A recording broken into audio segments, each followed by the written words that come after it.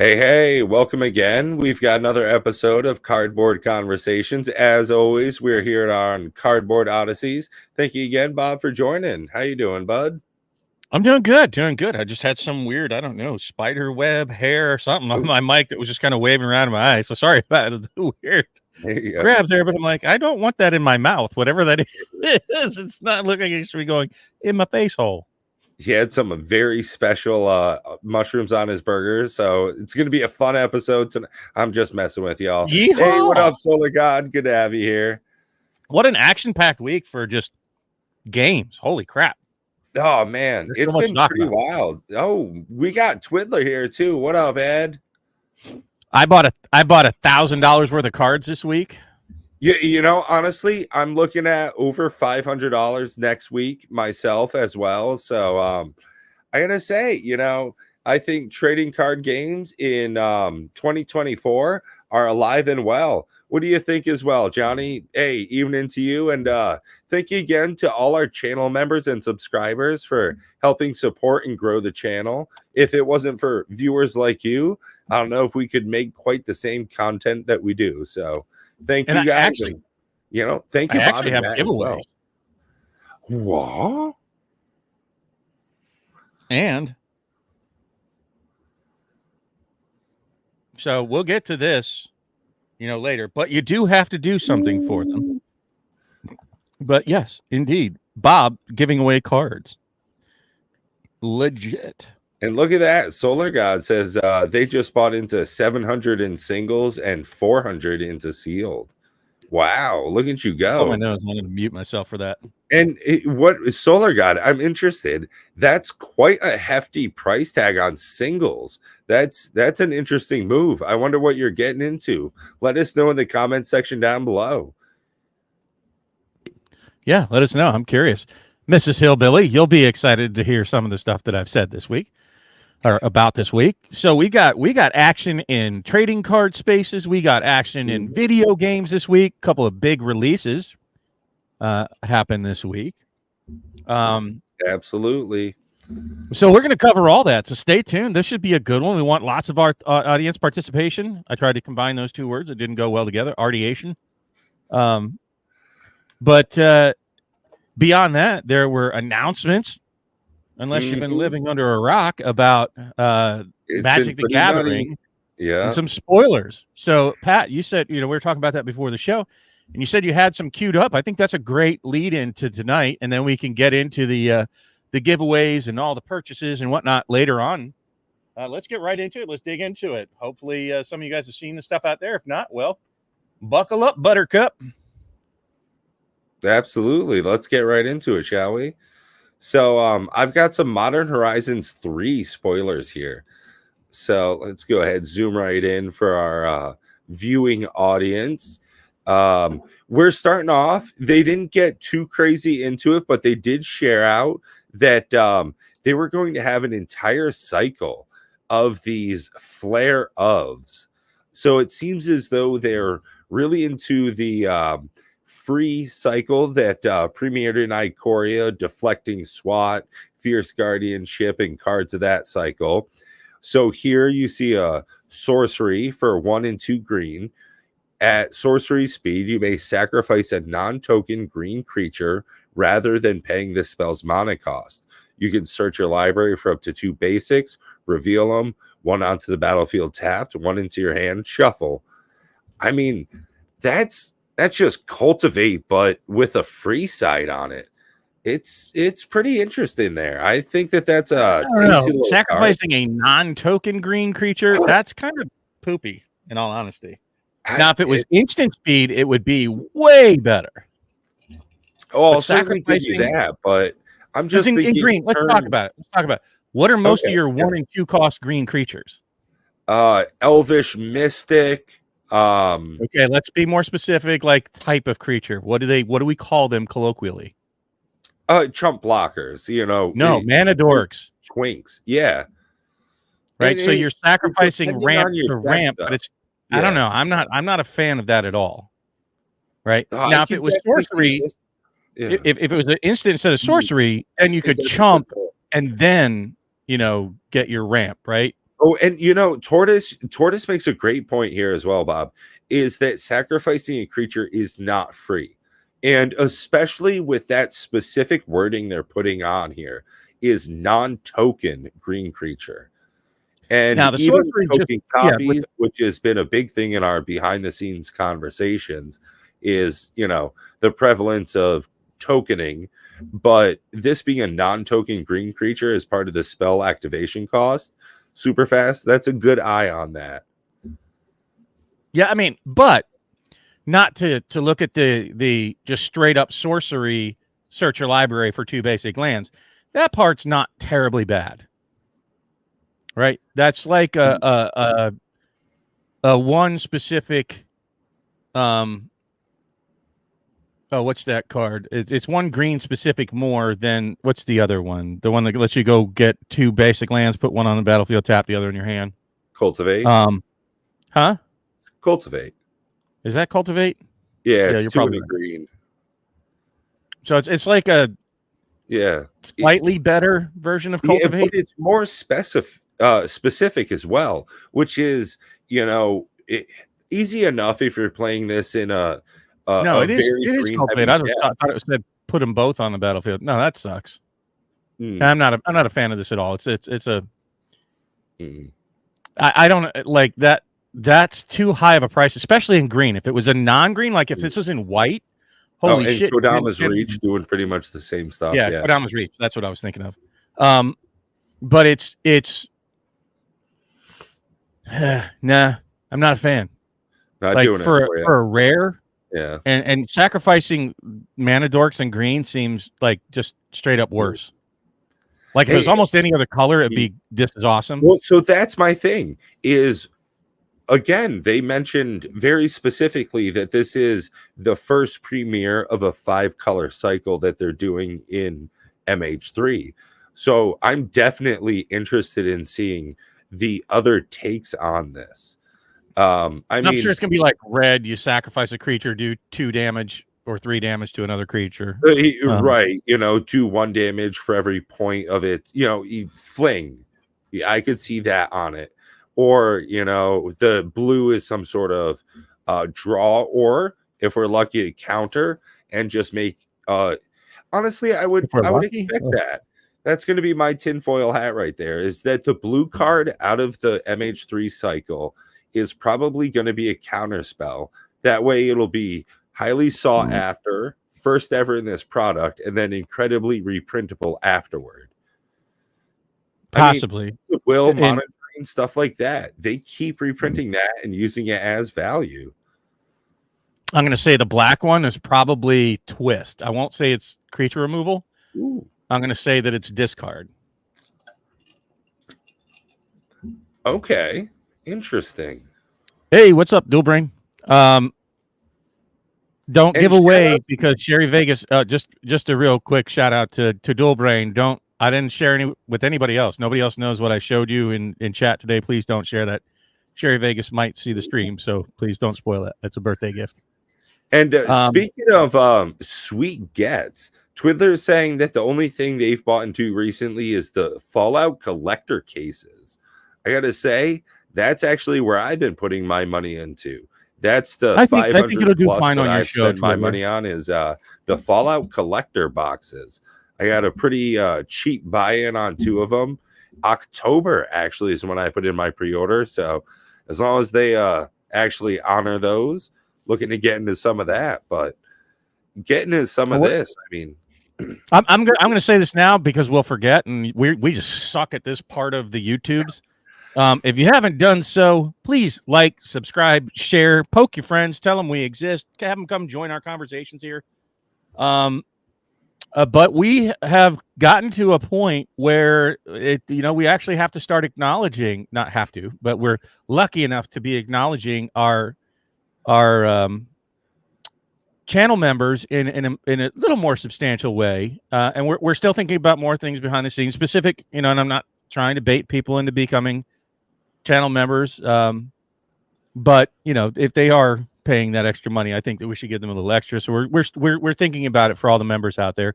But Matt had a little just kind of homage to our new, to our members, not just new ones, but all our members. 240. I don't know. Do we have that tonight?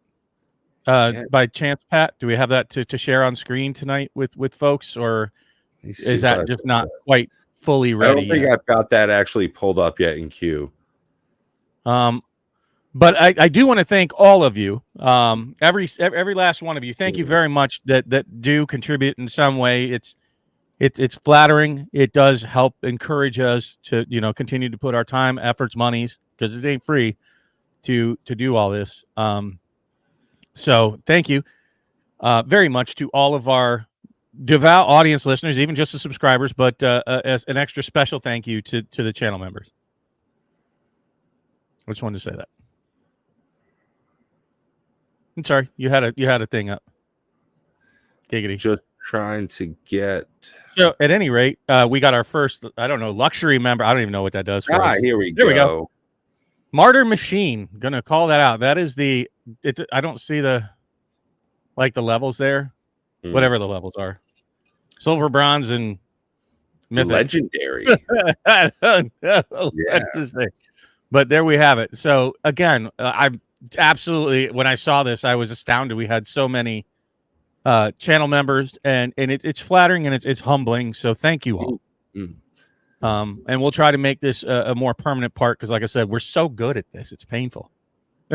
Absolutely. We're getting there, Yeah, no, I hear you, Twiddler, with the Fallout boxes. We'll see where that goes. I mean, we're definitely in a hype period, and we're just gonna have to wait and see where the Fallout goes. Honestly, they go up and they go down. I think one of the interesting things is how obfuscated the release of the collector boxes and decks has been with where you get which cards. I think for me as a buyer, that's been one of the biggest difficulties. Are you talking about this set specifically? With Fallout. Oh, okay. Yeah. With Fallout, where do you get Ravages of War? Is that going to be in one of the decks? No, it's only in the collector boxes. Oh, but I thought they said that there were no cards in the collector boxes you couldn't get in the decks. Oh, well, it's because it's in a different treatment.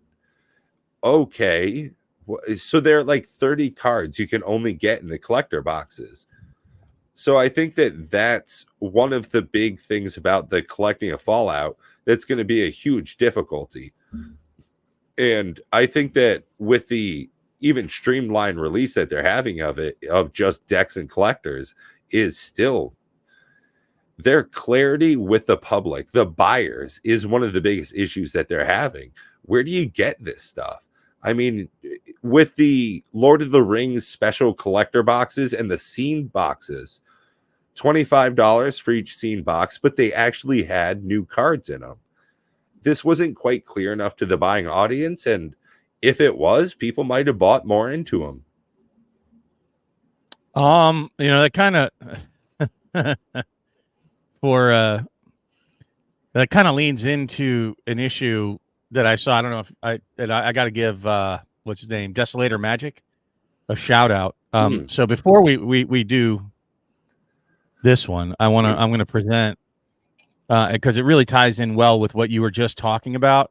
So I'll have to navigate while not watching. So this is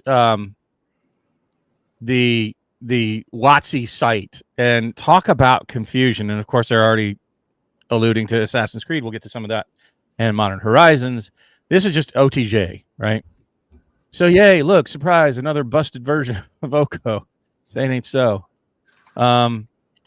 But what I wanted to get to, I don't like this. This was a, and I thought Oko was strong before, but as he's busted. Some of the conversations we had in chat earlier behind the scenes, this is going to be a very nutty and powerful card. I could also see it getting some sort of ban, or in some pods, even a prohibition. I mean, if you're cool with it just being your commander, it doesn't have that line of text saying it can be your commander, but if your pod's cool with it, man, shit's gonna get wild. Even if not, I'll put that in my Edric deck. Do some work. Simic nonsense, right? That's just what it needed. I mean, heck, in so many different decks, like we were saying, Ivy Gleeful Spell Thief and something like that is just going to be so crazy. So, and to speak out to Super Fast Tortoise here saying MH3 is looking good so far. Hope it's not overhyped. I think that they are definitely going to load it with power. I think that's going to be one of the big things, especially with that release, that they're going to lean into. I personally feel as though some give and take, some pull and give in the different set releases of this upcoming year in the next couple of months. Absolutely, that was my point. Is that we'll end up seeing some power up and power down in specific stuff like Karlov Manor. I don't know why, but they chained that damsel to the railroad and they just let Thunder Junction run right over it. I wouldn't even say that. I think Karlov was actually fine for a set. What I think people don't like is just that it doesn't have financial value. So for all those people saying, "Oh, I don't care about financial value, game pieces," well, look at what happens when they go with just game pieces, because the game pieces are actually fine. There's some decently strong cards. They're perfectly playable. It's not a who gives a shit set. There are going to be some strong cards out of that set that end up seeing play widely. Sorry, that's just the truth of it. It's just that they don't have a lot of financial value because they're not ultra broken. It's not the One Ring or the Wandering Throne, or Shieldred even, but they are perfectly playable Magic cards in that set. But the Outlaws at Thunder Junction is continuing some of the things that I've been dissatisfied with, and we're seeing it here now. Yay, look. So I'm just going to say this kind of like a one time for the night, because I don't want to be Mr. Poopy Pants all night, but their foot has not come off the gas as far as reprints go, folks. And they're going to get this special border. So if you thought your Thoughtseize had any value to it before, bye-bye. Yeah, right. Let's go ahead and tease that thought. Yeah. Additionally, it's like, hey, look, we get to have a bajillion more variants in Magic. Yeah, I was watching the Chicago Con Magic the Gathering pit. Yeah, right there. The split cards. Mark Rosewater was saying people had asked him, will you ever do a foil treatment of split cards? Will you ever do a special border on those? And he tweeted out yes, or X, or whatever you call it now. And of the simple foil treatment, it's textured foil. Yeah, exactly. Why would they not do a specialty version on split cards? Duh. Even now, they're going to the Planeswalker on the back with a Johnny. So we're definitely seeing some mild innovation as far as that goes. We got even more variants in the box. Yeah. And it's not that more variants in the box. Right. And what I want to get to is something from Desolator Magic. By the way, Matt said it's good. I honestly think that you don't think that that's good? Zoom right in. Let's no, I think this is a conversation. One of the strongest swords out there, in my opinion. Okay, yeah. I can zoom in. Yeah, no, I definitely do. I think he just thought it was okay. I think this is going to get broken, like super busted. Yeah. This is probably one of the most powerful swords I've seen. Full stop. I think in all honesty, that's probably the best sword I've seen. Yeah, I mean, doubling a spell. That's just, that's going to get nutty. I mean, it's creating a treasure token, and it has protection from instant sorceries, and it gets +2/+2, and it's 2 to equip, which is cheap. And whenever the equipped creature deals combat damage to a player, not only do you create the treasure token, but you also much lining up for this card. When you cast the next instant or sorcery this turn, copy that spell. So, hello, extra turns. Right. Like just absurdity. And then you use that red blue. Just getting to copy it and just getting extra effects on it, phenomenal. Because I'm slinging so much spell in that, and so many other decks. It's okay, but nothing to freak out over. I don't know, Ed. I play a pretty fair amount of Commander, and I could see this going in a whole lot of decks, making things get nutty. Oh, I'm not saying freak out over it. I'm just saying I don't think you should freak out over any sword, because at the end of the day, all swords are just equipment. I think he's actually referring to the set ad nauseum. Yeah. Oh, okay. But hold on, I want to get somewhere with this, because it was Desolator Magic that pointed this out. Of course, everybody's going to love the Fibblethip Lost on the Range here. Still don't know what plot means, but I'm down for it. What's that? The Fibblethip card actually reference still yet to be undefined mechanic called plot. What? Yeah, if you read the text on it, it refers to a mechanic called plot. Plot. I thought you were saying flop. I'm like, what? I don't see flop on here anywhere. Yeah. Plot. Yes. Okay, gotcha. No, there's other new mechanic words too that I didn't see described anywhere. But that's not even what I'm getting at, because more mechanics. This is what really just the collector and me just rolled over, played dead, and flipped off both birds to them. Like, these set symbols, all 5 of these set symbols come out of this set.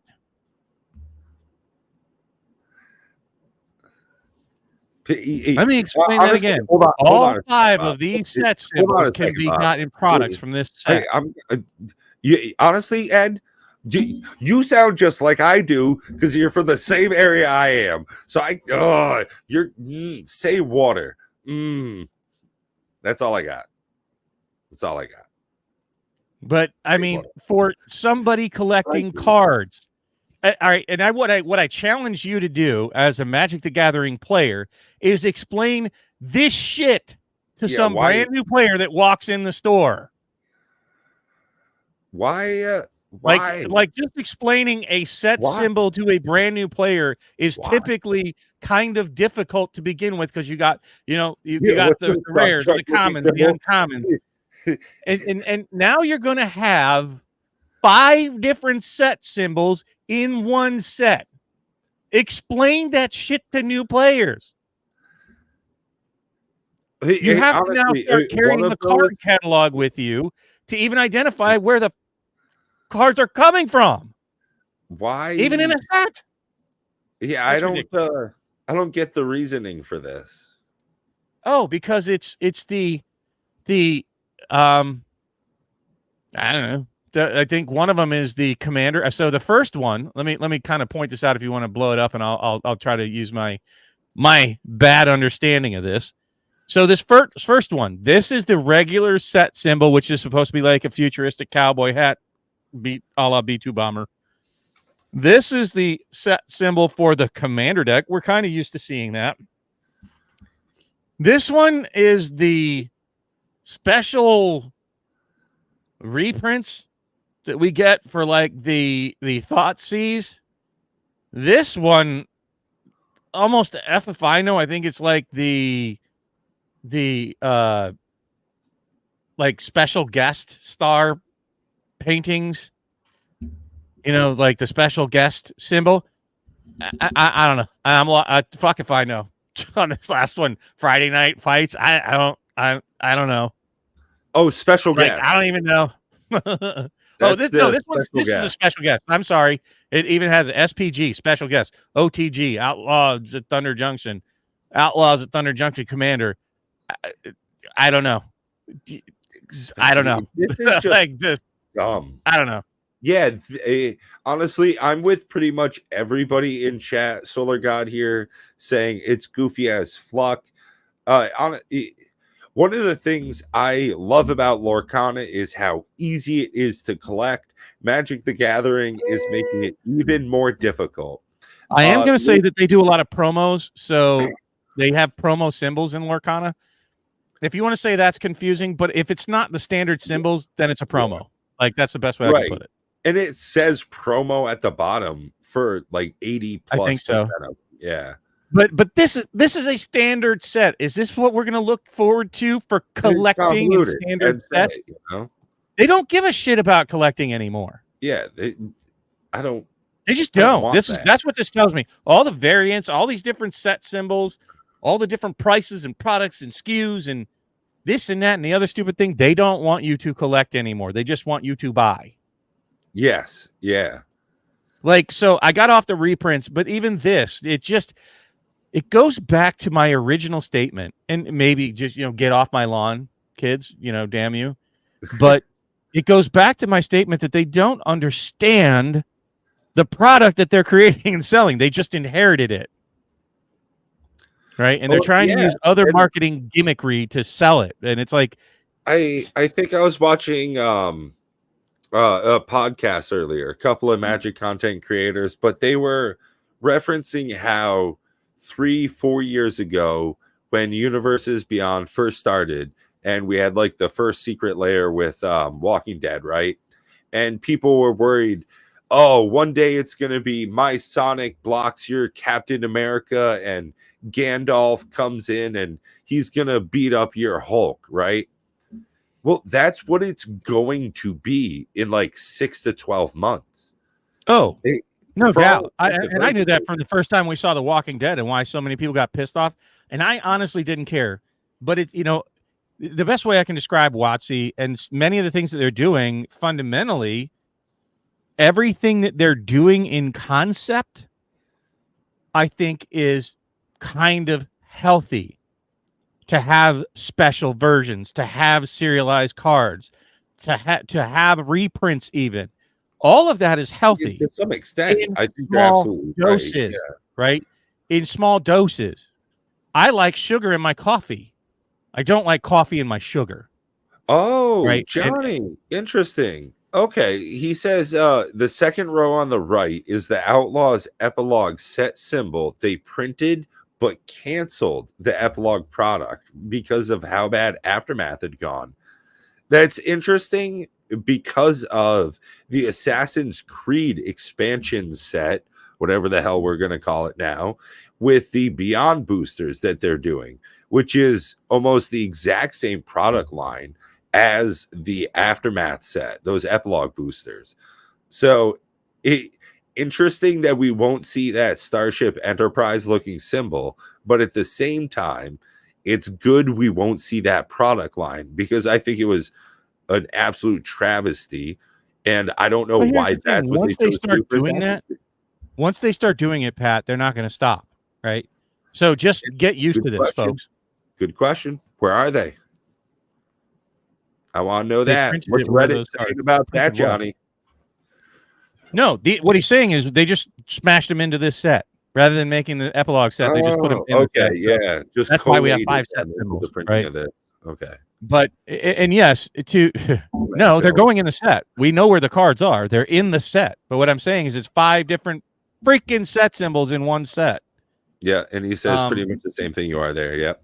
But no, some of those you can only get out of the collector booster. But again, Watsifying is a term that I'm trademarking. Damn it! But it is the practice of overdoing something to an extent that it becomes bad. Oh, Bob, that's maybe that's what we do. We take all the channel member money, right? The 9 cents a month that we get, right? And we funnel all of that. After 15 or 20 years, we start trademarking things in, vernacular like that. Watsifying, the Disneyfication. Is that trademark? Can we do that? I have no idea. We'd probably get sued. You can do anything, but you can get sued for anything too. I'll get back to your question in a minute, super fast about the serialized cards at lower numbers. I don't think it's healthy, no. But overdoing things, like I said, it's like putting salt in your recipe. A little bit makes the dish magnifique.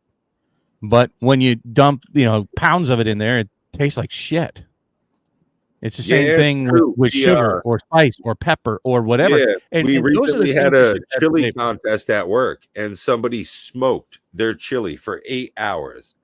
It was one of the worst meat-based things I've ever eaten. And it's difficult to say that because I know they put in at least 10 hours worth of work, and it was absolutely disgusting. They came in last place even after chicken-based chili. That's right. So super fast. Thank you.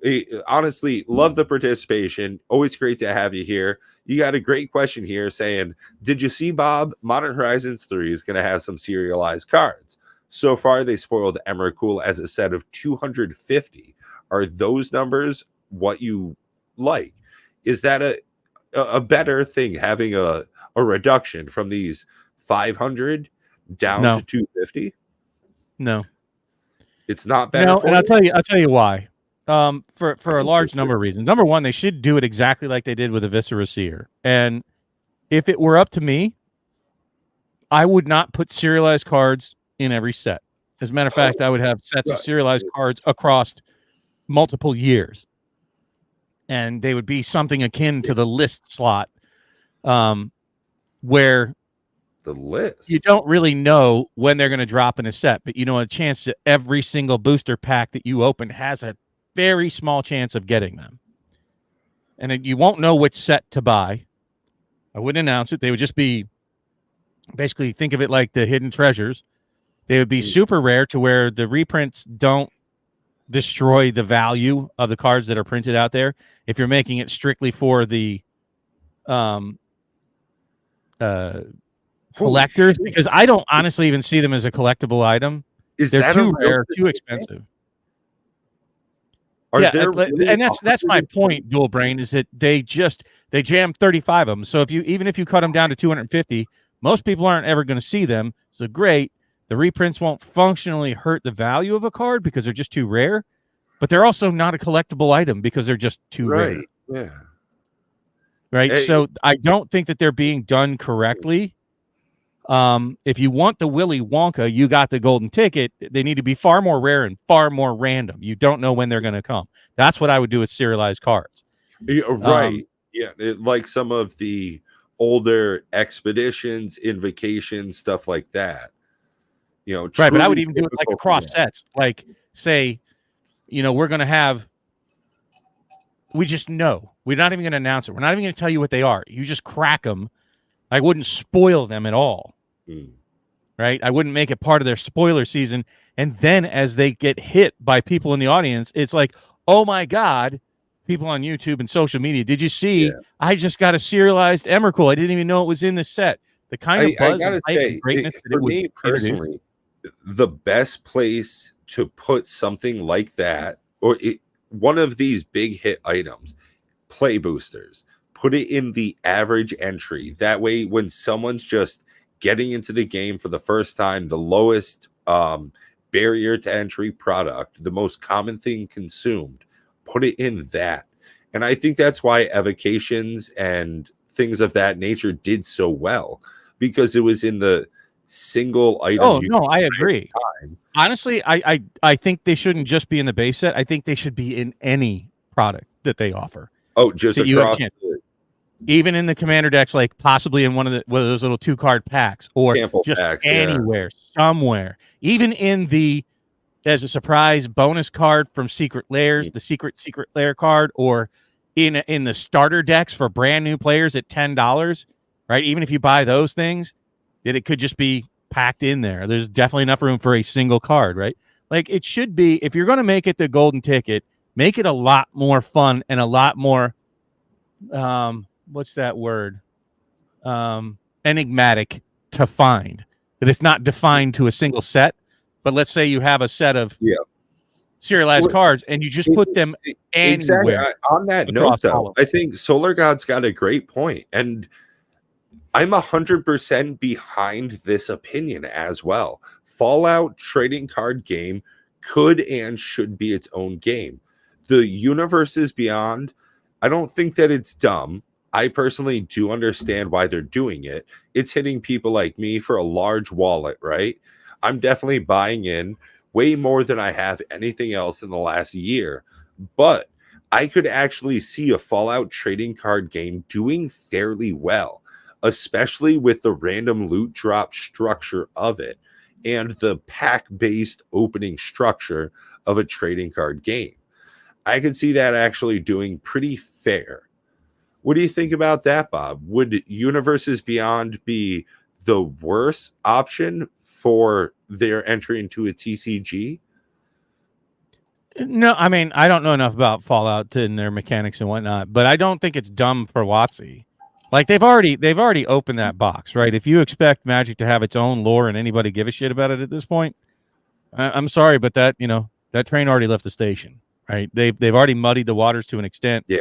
That you're going to have to deal with other IPs in your soup, so to speak, from here on out. And they said they're going to lean into that moving forward. They've already paid for IPs. They're already, and looking at Lord of the Rings being the best-selling Magic set of all time. I was going to make note of that. Lord of the Rings had its own one of the biggest cards that's definitely making an influence in my local pod is the One Ring. Turn after turn, that thing does work. But I mean, it's not dumb for Magic the Gathering.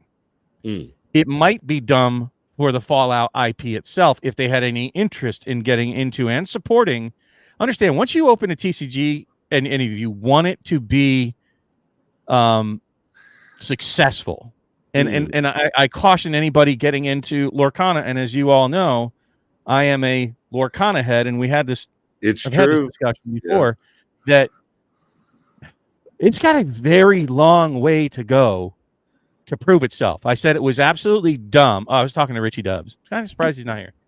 It's absolutely dumb for people to compare it to Magic or Pokemon or Yu-Gi-Oh! Or any of the games that have been around for 10 plus years, right? That's a long time doing things right enough to stay solvent. Who didn't do it right was MetaZoo. Now, if you want it to be successful, it's not just about printing cards or even printing good cards, right? You got to get it all right all the time. You can't just get part of it right here and there. You can't just get your production numbers right. You can't just have a good game. You can't just have PR. You also have the fortitude of sticking with like tournament scenes and establishing play and establishing conventions. And there's a lot that goes into it outside of just making and printing cards for what's a good game. So Lorcana's got a very long road ahead of it to prove that it deserves to stick around, right? And I'm just saying it's got a long road to go. I find one of the things most interesting about Lorcana versus most other trading card games is with Lorcana, they go back to hit nostalgia from intellectual properties they've already produced and are just getting licensing to. So into the Inklands, we're seeing stuff like Tailspin and DuckTales, right? Now, with Outlaws at Thunder Junction, we're seeing something new. People might not be interested in seeing a new program, Saturday morning cartoons, right? Whereas we, as the people who have gotten to the point where we have extra money to be able to spend from week to week, month to month, are actually to go back and spend some of that extra income on our nostalgia points. And I think that's one of the reasons why Lorcana has such a healthy 5-year span from now. I think that this being their third set and doing bangers on it, I easily see them getting to the point Flesh and Blood has in set count, but having a far stronger MSRP versus actual box price. I mean, I think that's potentially true, but as far as I know, they only had 6 sets slated out. I haven't heard anything more than that. We're 3 sets deep or about to be. I think it's just released actually on yesterday for Into the Inklands. And it's, it's kind of, I don't want to say scary, but it gives me a moment of pause to know that it's not their IP, right? That this is Ravensburger licensing an IP from, on it. To be quite fair, the parent company, Disney, it's not even really a parent company, but the leasing company of the IP is Disney. And Disney is in the middle of a shitstorm and has been for quite some time now. So they're a troubled company. And I think that any trouble that could come could cancel that relationship with Ravensburger at any moment. Anything could happen with that. So that's got me a little cautious. I guess it's the best thing that you could say. Now, what they're doing, Ravensburger is doing all that it can to make this a game worthy of buying, worthy of investing in, worthy of getting into. But understand that is very speculative, that it will be around in even 2 years from now, right? I think somebody, it was George from the May the Zoo Be With You podcast, that said, oh, it's got to get past that all-important fourth set. I don't see it having a problem getting past all the 6 initial sets that it was slated for. So we're talking about basically, what, a year from now, right? It should be roughly about that time frame when they've hit their 6th set, about a year from now. And I think they're going to get to that point absolutely no problem. I don't think there's going to be any problems there. It's beyond that. So what I'll be paying attention for in the next year, and I highly encourage all of you to start keeping your ear to the ground, probably in about 6 months from now, about where that licensing is going for Lorcana. So in a very long-winded way to loop this back to the question about Fallout, is it in order for the I don't know who makes Fallout? Bethesda Game Studio, who was just bought by Microsoft.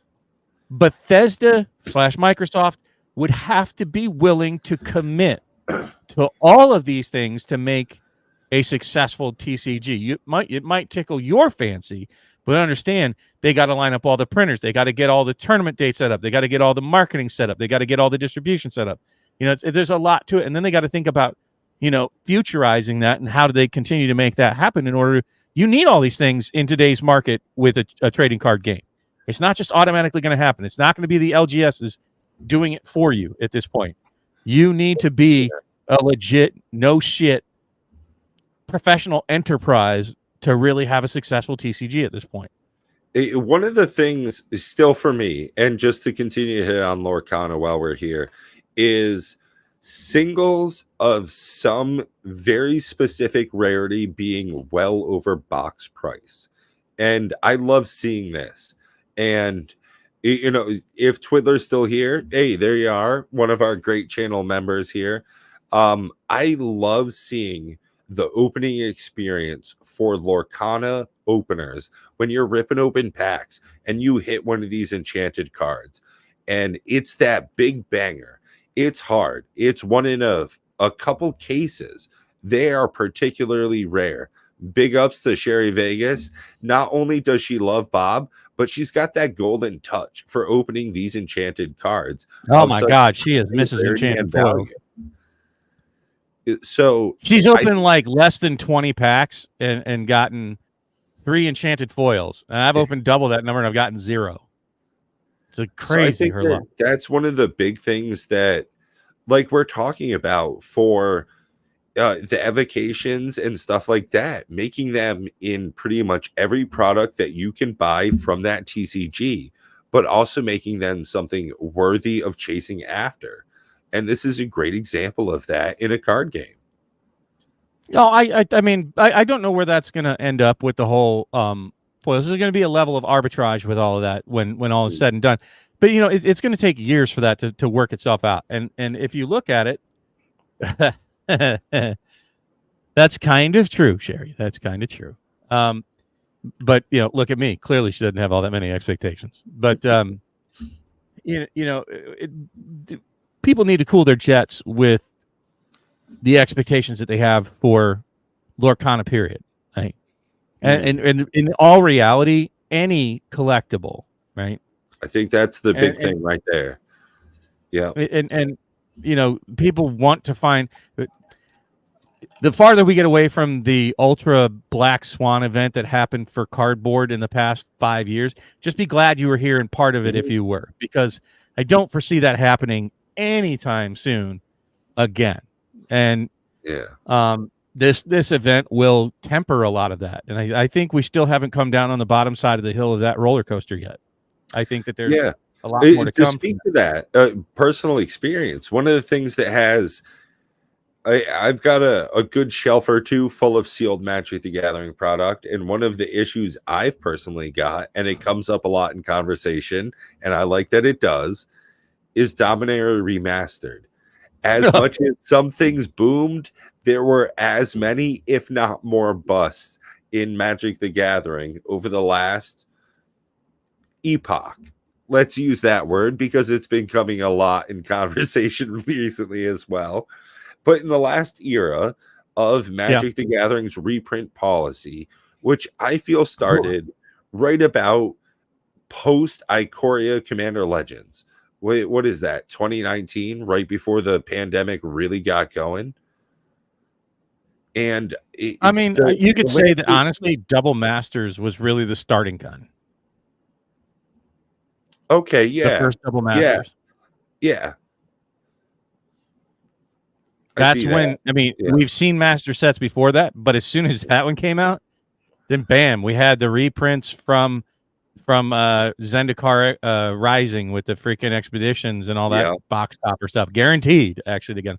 And then even more in Commander Legends, and then it just kept going and going and going. Yeah, and it picked up speed, and now it's every set.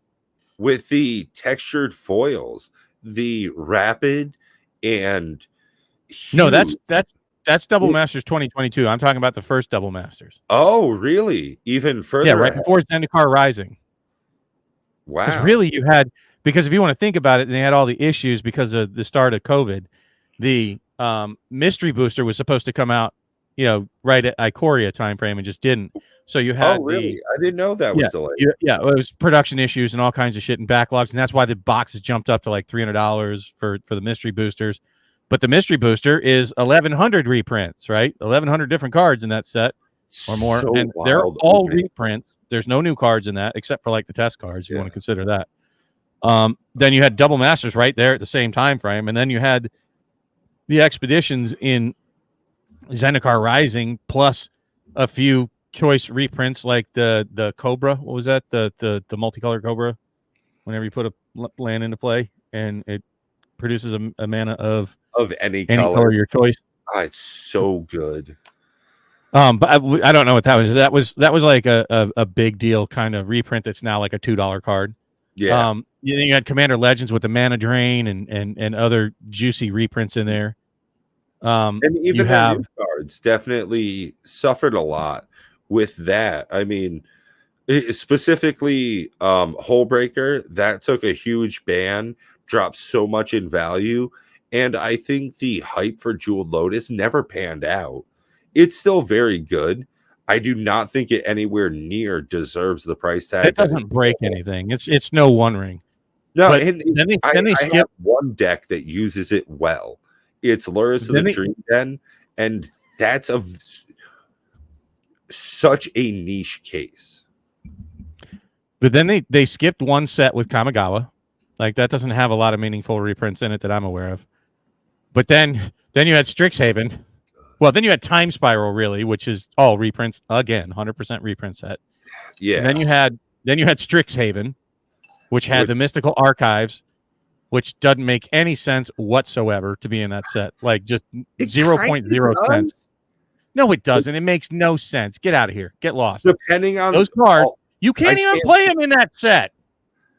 No, I just mean about like the lore of Strixhaven being a college and there being get bent. No, that's them abusing that. How about they just have a whole bunch? It's a sorcery and instant freaking heavy set, which is what I was expecting. But no, let's go get expensive reprints and dry them into the ground. That's what that happened there.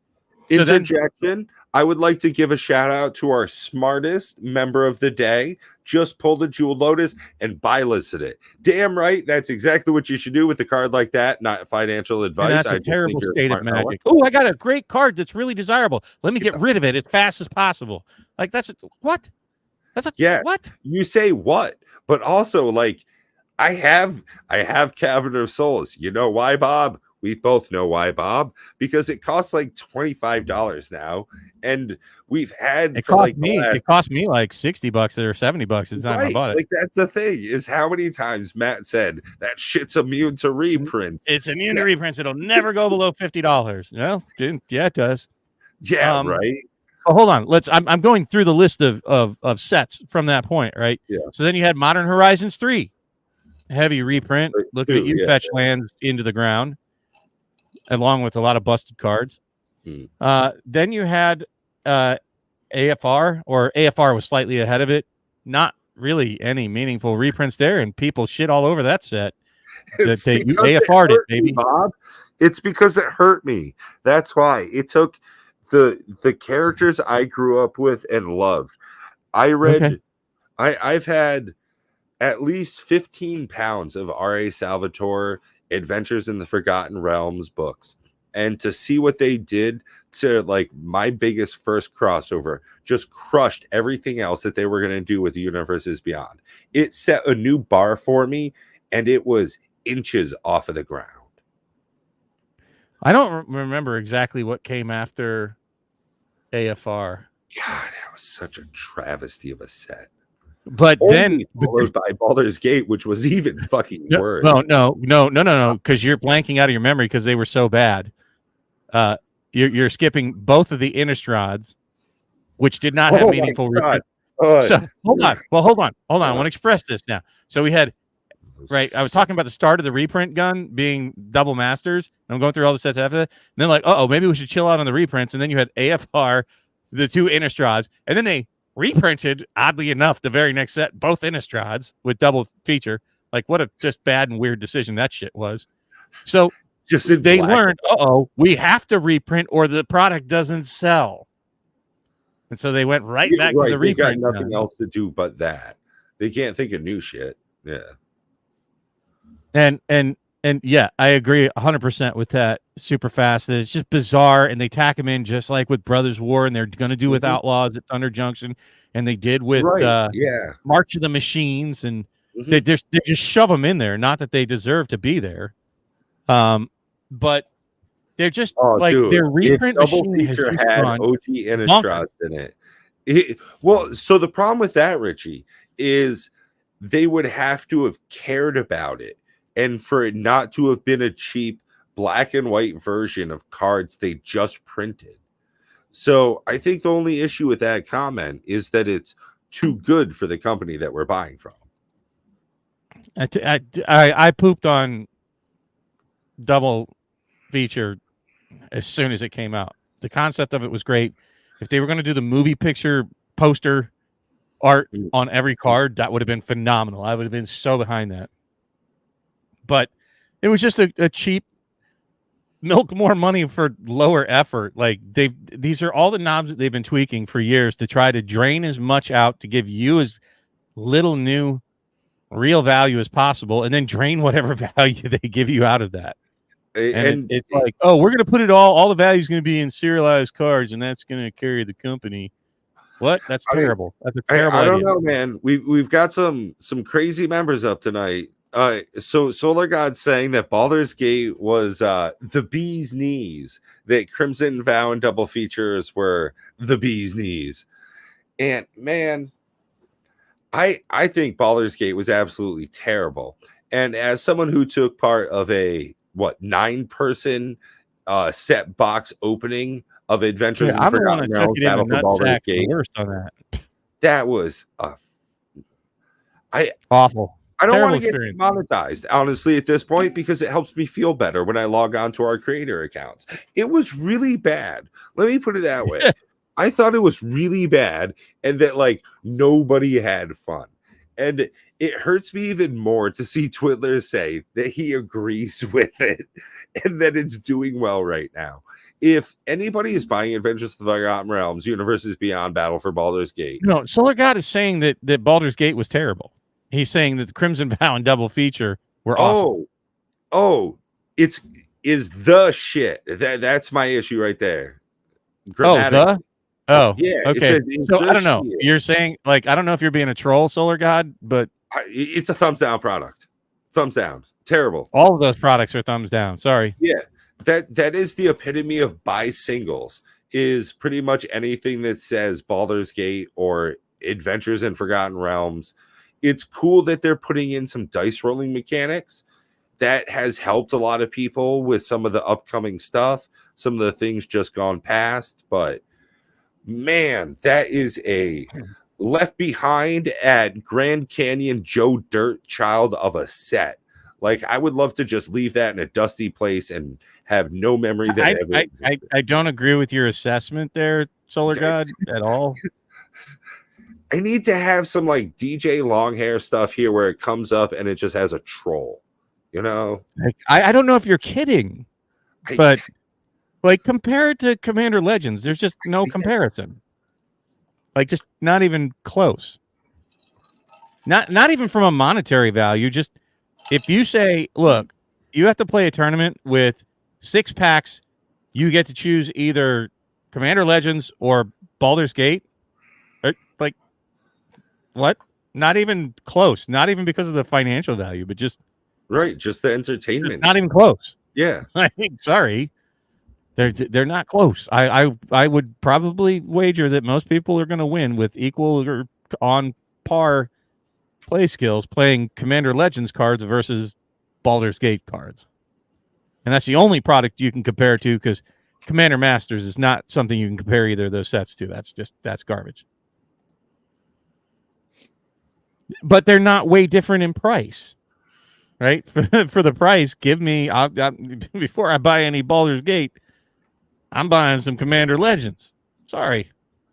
Yeah, we got to get to our spoilers here. We're way off track tonight. Anyway, I'm just saying that if you look at it and you look at reprints and reprint engine, to me, the starting gun started at double Masters back in 2020. I guess if you want to say that the mystery booster was supposed to come out before it, sure. But they have not let their foot off the gas. And I think they have absolutely no intention of letting their foot off the gas. Matter of fact, I think they keep doing power creep, so they'll have more cards to reprint in the future.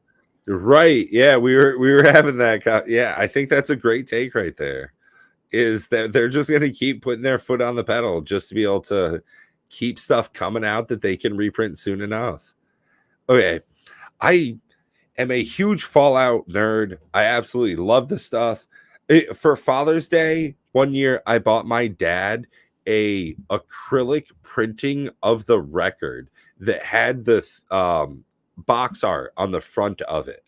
It just beautiful. And what they did for Thought Vessel right here, being one of the computer consoles, I just really enjoy this. They've done really well with this. Huge fan. Panharmonicon, come on. It's a freaking Swiss Army knife. You love it. This is tickling my fancy. 8 super fast. You have a great night. You take care, dude. Mind Stone. So we're getting a lot of really fair reprints so far. You know, Fallout's pretty much been completely spoiled. It comes out in about 2 weeks here, so I hope it would be by now.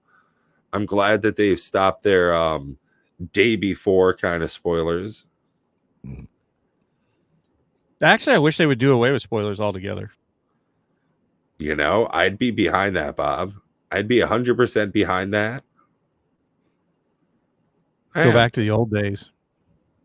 Because Swords to Plowshares needed yet another reprint. Right, because it should just be free. Yeah.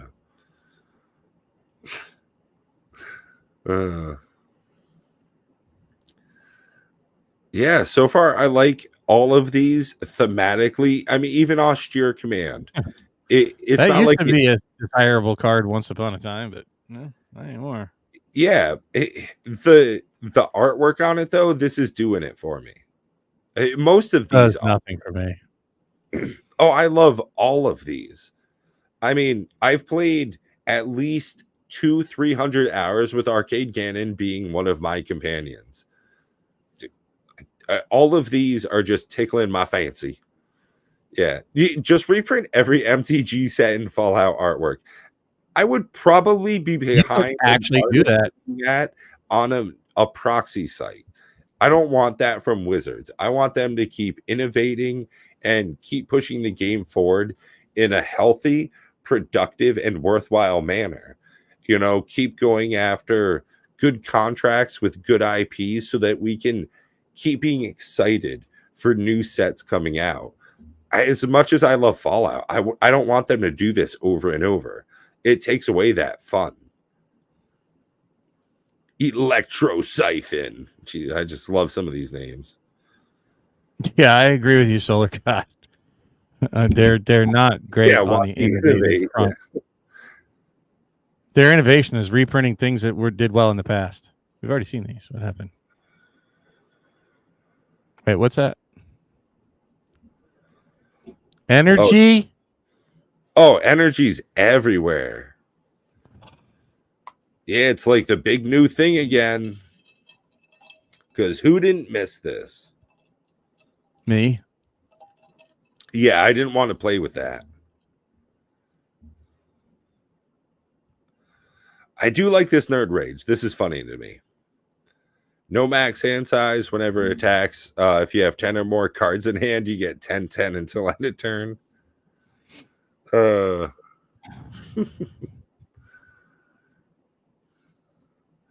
Otherwise, I mean, all of the precons seem pretty interesting as far as they go. Looking forward to seeing how it works out. I did see that Skull Clamp was actually getting reprinted, I believe, into collector boxes only.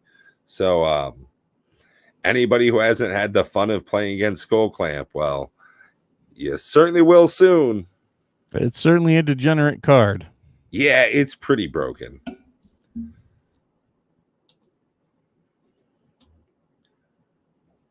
But I mean, Fallout just not really. I don't hate it, and I'm not hating on it. It's not for me. I'm not FOMOing on it at all. As a matter of fact, I did have $1,000 purchase. Can any of you guess what my $1,000 purchase was for? All right, Hillbilly, take care, buddy. Sweet dreams. Be well, dude. See if anybody can guess. You know, honestly, even when you said to me, Pat, I made a pretty big purchase. You know, I didn't know what you were getting into. We can certainly say previous to this, you had gotten a pretty fair sized order of Lord of the Rings, didn't you? Wasn't that your? I did. I bought a case of Lord of the Rings, and it came in right at like $900 and something. I know, Richie, and neither can Pat, because Pat knows. But Solar God, you got it. But what did I spend $1,000 on in Lorcana? See if you can guess that. I'll let y'all in on it here in a second. So indeed, it was Lorcana, and it's big news because it's in the news this week. That should be a dead giveaway. So we got to wait a few seconds for that. But I decided to finally pull the trigger. We should actually probably pull up the site just to kind of go over it. So for those of you already waiting, and I'll just go ahead and give it away. I don't want to keep everybody waiting on this. I bought 2 cases of Into the Inklands, and that's $1,000 with delivery and taxes. So I don't believe that it's going to get much cheaper, even if you click on the it's the first one, the case. Like, will it go down a bit more? Possibly. But once you add in the shipping there, you know, it's $20 shipping on top of that, right? Yeah. So you're looking at $4.92 a case, and then with taxes, and that's basically what I paid right there. Was like that at that $4.73 for a case, plus $20 shipping, and I don't know, like $60 taxes or something. Right. But what I've been watching is that, you know, this is around, and that comes out to like 120, I don't know, 122 a box, and then you tack on, you know, shipping and taxes and all that. But even if it goes down a bit more, I don't foresee it getting down to like $110 a box kind of range. Like I think that kind of got that really for a short period of time for Rise of the Floodborn, the second set. And I bought it at like 143. But that's gone back up now. The Rise of the Floodborn, I believe, is like around 125-ish a box. If you just go to sealed, it's right there. Oh, you were already there a second ago.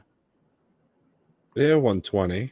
Okay, it floats around 120 to 127. I've been watching it fluctuates. And that's 119, but you don't know if they're shipping on top of that. You know what I mean? But I think it's below MSRP. MSRP is 143 something a box. So, just for those of you that are watching and those of you that care, the first chapter keeps hovering right there at that $200 a box range. What is that? Show me that, because that's the lowest price I've seen. Is there some ridiculous shipping on it or something? Yeah, see, it says 113. Yeah, but that's not a thing. Yeah, it's not a real thing. Well, there it is. It's 113 plus $10 shipping. So really, it's 123. It's the second one, right? So always be aware of that. Cheaters. So I mean, if you finagle that and it's $9.99 and you buy 4 boxes and they stick to the $9.99. But I was going, what? Maybe you'll get it slightly cheaper. My point with all that was that it's at that price range, right? If the game survives in the long term, I doubt we'll see these prices again, right? That it's just going to go up from here. So if Lorcana is your thing, and I'm not supporting buying it, I'm saying if it's your thing, and if you want to speculate, and if you want to take the risk that it survives, looking at you, MetaZoo. The MetaZoo boxes, have you seen them? They have absolutely tanked hard. They've lost many of them have lost up to 80% of their value. Well, it should. MetaZoo was always terrible, and I'm glad that it's gone to absolute shit. It was hype, man. Some of these boxes were there. Look, there you go. Look at that one on the left. Cryptid Nation. Right? I would be very cautious about all of this nonsense. Oh, it went from $3,500 for a number of months here. May, June, July. Yeah. And then now it's $900. Well, for what? For a dead game? Yeah. No. And you buy a case of 12 for $660. I'll buy a case of nothing for nothing, thank you. I always didn't want this. It's not my jam. But I wanted to bring this up for this could very easily happen to Lorcana, folks. It's true. Just be aware. Now, if all these other things line up, then now would be the time to buy the boxes of Lorcana. They've never been cheaper. They won't ever be cheaper unless the game dies. They sell D&D. These are ridiculous. Sorry. And if you ever see the quality of these damn things, I bet they're terrible. They're not good. Yeah. Huh? I bet they're terrible. They are terrible. They're not even quality made miniatures. It's just cheap. Cryptic. Is this one dead too? Yeah, Cryptic's dead, right? I don't know. Is Cryptic TCG dead?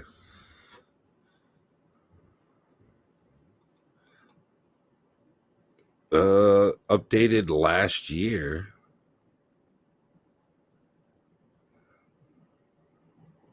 Yeah, I don't think it's dead. Yeah, I don't know. Either way, I don't think anybody plays it. Let's just put it this way: even if it's not dead, it's not thriving. If you just want to put it that way, especially if you look at these single card prices. I mean, look at here. Go look at that first one, the Kickstarter booster. That'll be the most relevant one, the one on the far left. These came out at $300 a box. Yeah, see that? It doesn't even capture the fall. Right? 167 those jokers were way more or less. That's half price. Yeah. So one of the things when we were looking at Lorcana is how some of the enchanted cards very difficult to pull, but are in fact worth sometimes well over the box price. In Magic the Gathering, you look at some cards and you say, wow, this is 10% of the box value, something like that. If you look at these card prices, I mean, the most expensive card is here, what, $12.50? Well, but that's not fair. There are more expensive cards. Are there? Yeah, it's just not on here. Okay. But it doesn't matter because it's not being played anywhere. It's not they don't have hundreds of thousands of people playing it online and in local. Speaking of people that won't have hundreds of thousands of people playing, Star Wars Unlimited. No, that's actually doing well, from what I understand. I don't think long term it's gonna. I would agree with you, and my bigger problem with it, like I thought it was a fine game. I don't know. What did you think when you played it? I thought it was fine. I want to say fine, like as the most 5.5 game I've played in a long time. Legitimately, 100% hands down, no fucking jokes. Lorcana is better than this game. If you took out Disney characters and Star Wars characters and you didn't care for either of them, just mechanically, this is not as good a game to me as Lorcana is.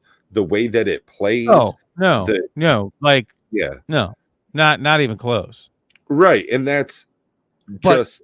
This game has more people complain about the non-interaction between players in Lorcana. This has more interaction if that's what you're after. But it was just it's not a bad game. It was just very, I don't want to say unimpressive, but it was just so very blasé. $8. But I mean, even with, I hate to say it, Solar God, I'm not going to jump on the sorcery hype train either. I think that sorcery is a. These are crackhead prices. Who the fuck is paying $5,000 for this? Like, what's the movement on it? Go look and see how many have sold. One for $24.95 a month ago, a month and a day. And I think some of that might just be like still buying. Right. Yeah. What's more important is let's look at those alpha box prices. Let's see how many have sold. Not the case. Oh, those say they sold. Look at that. That's surprising. Wow. Yeah. It's a couple months ago, but yeah, right. This is over a number of months, though. This is 6 in. But that's it. That's that's all of the sales. 5 cases have sold. And in all honesty, that's 5 cases on speculation because, quite frankly, I don't see it being played at our, what does he say? Local LGSs. Yeah. What Moxman says. I just can't anymore. That's... Okay. I'm sorry. That was a low blow.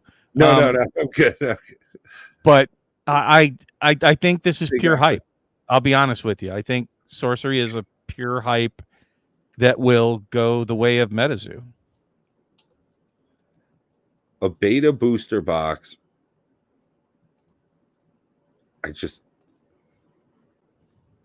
Who, how, why? That's my thought on this. Honestly, I think it's like, first off, it's not an IP that anybody knows prior to sorcery coming out. Right. It's just as far as people saying, "Oh, it's all about the artwork." Well, art's subjective, and Digimon. Holy shit! Yeah, what? Yeah. Digimon actually has, like, that's a weird one.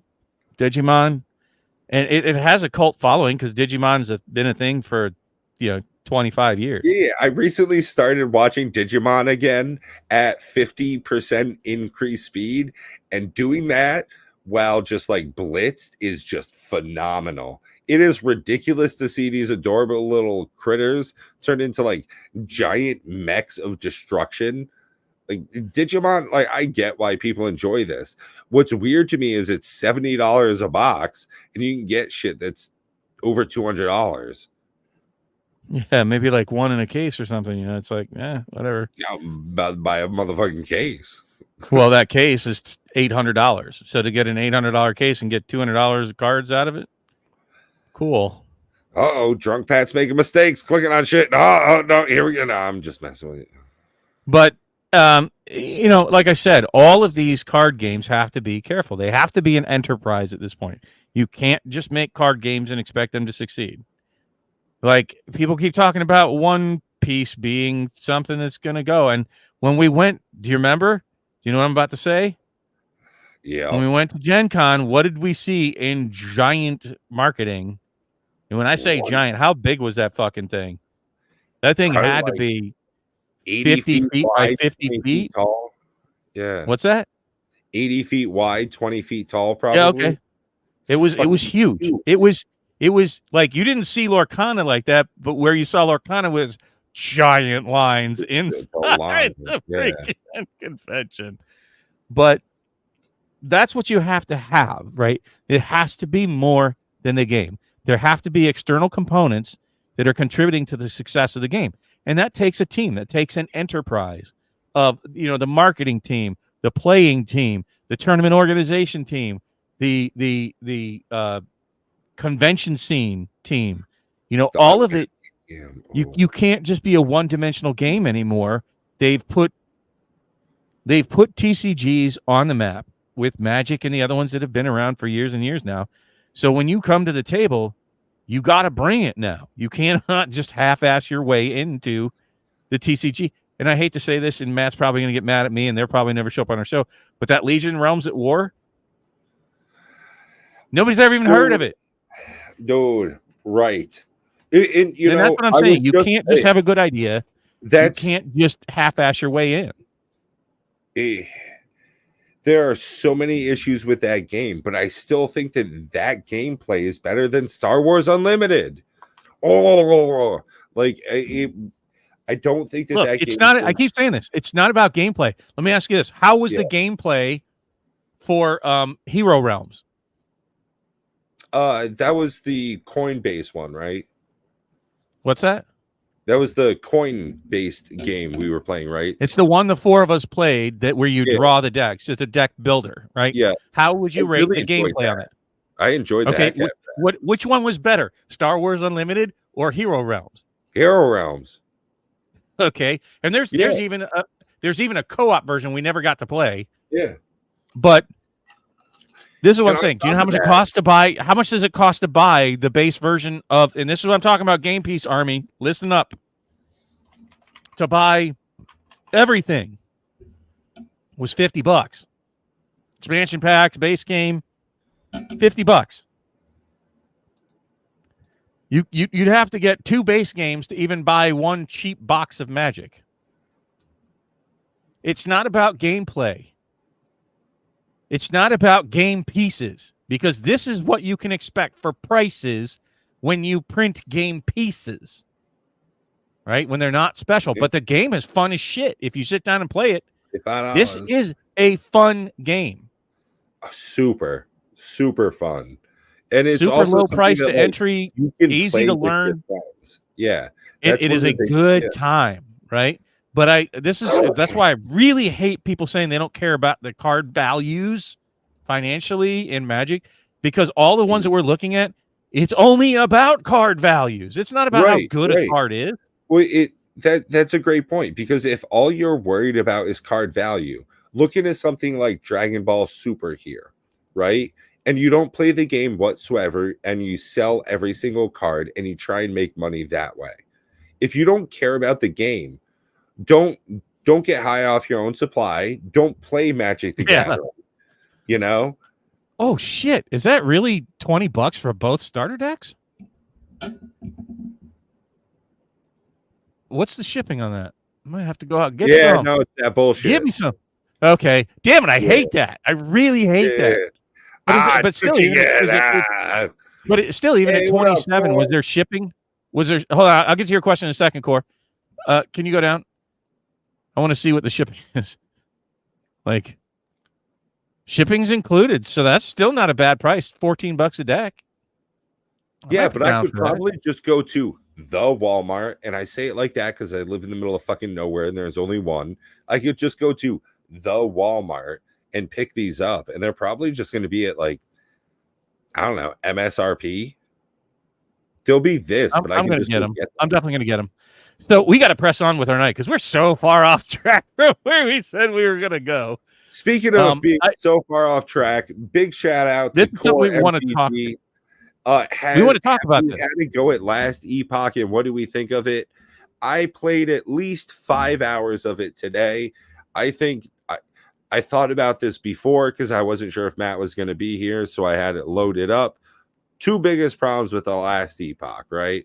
Number one, release. You can't play the fucking game because there are no servers that actually work. Biggest problem right there.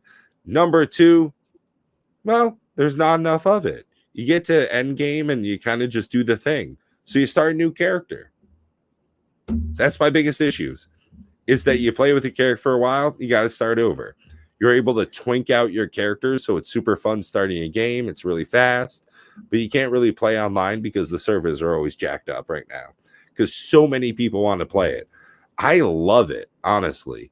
I've been having so much fun. It's a great mix in the middle of Path of Exile versus like even old school Diablo 2. There's a great mix of mob murdering and also loot drops. You're leveling up very fast and all of your skills also level up. And as far as difficulty, realistically, the only time you'll ever die, if you're paying any attention, is when you're playing against bosses and you just respawn right outside the little arena. So there's no huge death penalty. I've had a huge fun time playing it. So Matt also played, and I think we have that stream. He played for several hours. Yeah. And he was even talking about the struggle with the servers. So if you want to catch that, please go check out our live streams. I'm sure that's got to be in there by now. He played all night. Like he played several hours.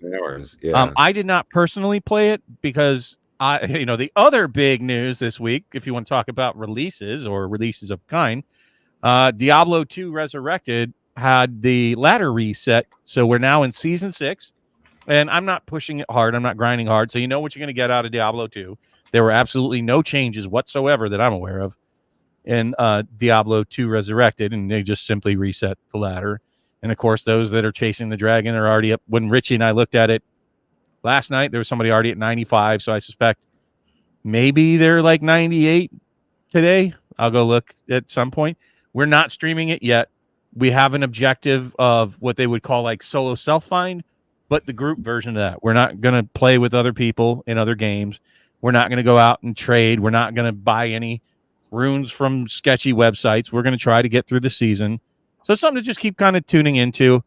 But that happened yesterday, the reset. So that's what I'm working on with Richie, and we'll probably do that if we're awake enough after the podcast tonight. To go hit that up. So those are the two big video game releases that I'm aware of this week. So there's probably more, but those are the two big ones that I'm aware of.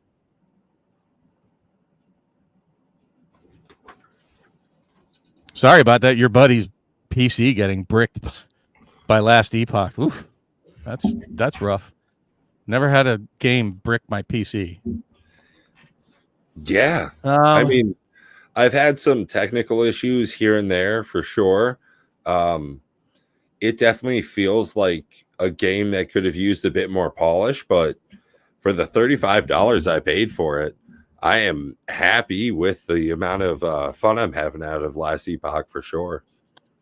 But the last thing that we're probably going to cover tonight, and Pat, I don't know if you have them up, but all of the different spoilers that were basically released yesterday. Friday release of spoilers is kind of strange. It's not their typical MO. And they spoiled like multiple sets, which is also kind of odd to me.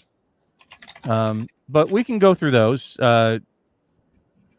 Yeah, I've heard a lot of chatter about Helldivers. I saw Richie playing some of it.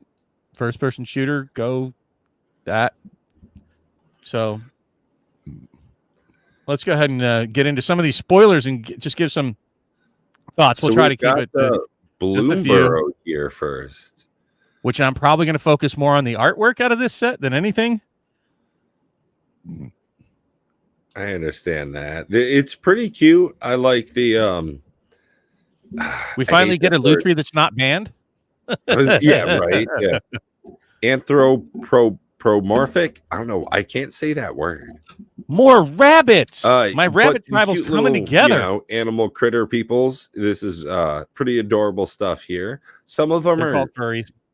Yeah, right. Furries. Some of them are fine enough. Honestly, all of these cards seem. I like the artwork on them. It seems as though I'd probably enjoy that more than the whole set. Now, like, you want to talk about something stupid? Like, if you go back up to the Bria Reptide Rogue. So if you played that, what's green, red, blue? I don't even know what that is. Teamer, maybe? Now imagine playing this. Playing that with a Scute Swarm deck. Oh. Well, that's pretty solid. Have 100 different freaking 1/1s, because red and blue are not the greatest. Red's okay at putting out going wide, but this is prowess is like that. This card is a go wide card, right? So without it going wide, gonna have limited usage, in all honesty. I mean, you could kind of Voltron, I guess, in red, blue, but that's just I don't think that's the way that's gonna be useful. I do now legendary bunnies. Now you're talking my wheelhouse, but yeah, it has to be Bant because I need to have blue bunnies. Yeah, this is a pretty rough and tumble card, in all honesty, to me. The bottom line is what does it for me. You know, it's expensive for sure to get in, but in a green deck, it's not that hard. It's the whenever a creature with a 1/1 counter on attacks, double the number of 1/1 counters on it. That as like an anthem effect. I have a buddy who plays that. Was it Colonial Hire? Well, that's more than an anthem effect. Like put out doubling season. No, I mean anthem in the way that it affects all of your creatures. Oh, okay, sure. Yeah, so like it going field wide on player side is just so powerful, especially in white when there are so many things that are like when a creature comes in the battlefield, put a 1/1 on every fucking thing you have. And then that's just stupid, especially if you're playing in green and white together. I have a Trelasara deck, and when Scute Swarm comes out, I try not to play it in person because I'm not good at math. And this is just making it that much harder. Nobody's good at Scute math, dude. That's like a whole different branch of mathematics. And honestly, it does kind of look like he's flipping somebody off. But I'm glad there's more bunnies. We'll just press on with that. Green Stompy, okay, cool. Right. Never really loved the whole equal to the number of lands you control. Yeah. I definitely do not like the whole mill 4 cards. I do like returning all lands from your graveyard to the battlefield tap as part of that, but at the same time, like I heard somebody else mention already, once you're at 6 mana, why are you really looking for this effect outside of some very specific landfall, niche categories? Especially on a creature that has no protection, right? No, vigilance reach. So if anything, 6 costs. So if that gets nuked right off the board, or even just like how many 3 casting cost freaking Oblivion rings are there out there? It's like, I put out my Lumra Bellow of the Woods. Okay, Oblivion ring, cool. Glad you took time out to put 6 mana out there when I got 3. Right. It's like it needs to do more than that, right? It just And the artwork just does not get me for freaking Bloomburrow. No, this was one of the big detractors for that card, even outside of the card text, was the artwork for it. I do like some of the other frames for it, the borderless, surveyor version or whatever the heck they're calling it this time. They're mice. So that was other mice exist. There are a couple of them previously in Magic the Gathering, but all in all, they're introducing a lot. Boo a mouse? Or I think Boo's a gerbil, right? Or hamster? I think it's a hamster, yeah. Right? So kind of a missed opportunity there.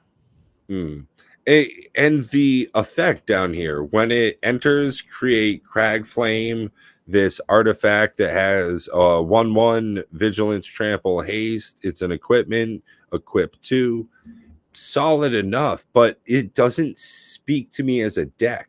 This doesn't jump out and say, this is going to be fun. This just seems like, like most of the set. It just says, it's fine to me. Very meh. Sure. Fine. It's fine card.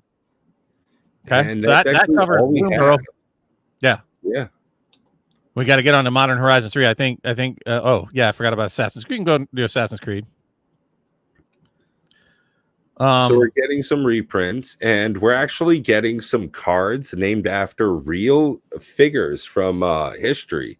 So we're getting not only Cleopatra, but further on, we're going to see some other features from history. So some reprints, including Sword of Feast and Famine.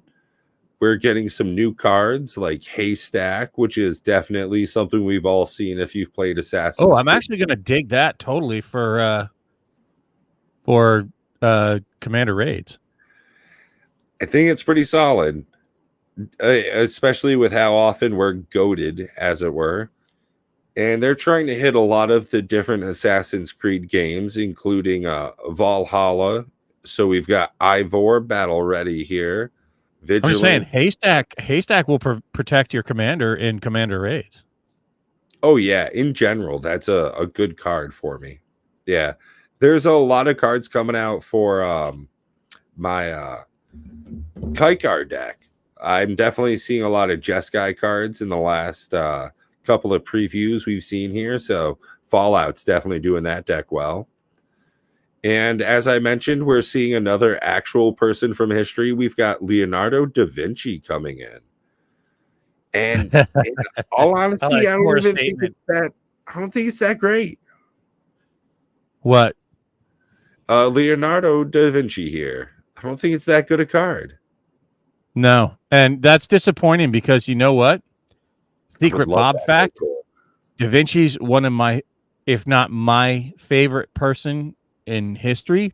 And I was once upon a time asked, you were given the choice of, I don't remember what I had to answer this question for, but they said if you could meet one historical figure, who would it be? And Da Vinci was my answer.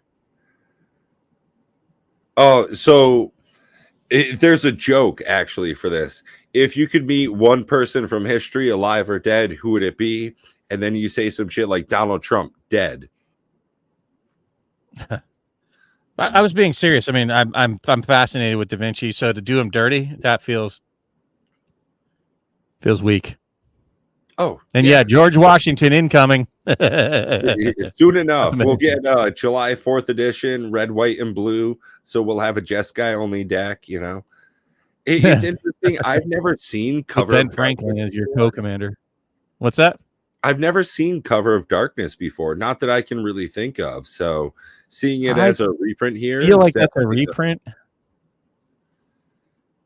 Yeah. I just seeing it as a reprint here for the first time. The art is shit. Look at that. Actually, I think both of these are really, really good, and I think that Sword of Feast and Famine is going to be probably sought after by a number of people, especially the Assassin's Creed fans. But dude, love that Cover of Darkness art. That's just this looks phenomenal. Yeah, I'll certainly give you like that. I would love to see that in like a full art. Like that's a missed opportunity if they don't do that one in full art. Now, what's your take on the showcase version here? I think they called it the Memory Lane version or something like that. That is a terrible showcase. You don't like that, huh? Not even in the slightest. I absolutely agree with you. I'm not a big fan. I think it's thematically a great crossover with how they did the squares and that looks like some piece of shit template you get from like the prepackaged PowerPoint stuff. Yeah, it looks like a really good like 1999 frame.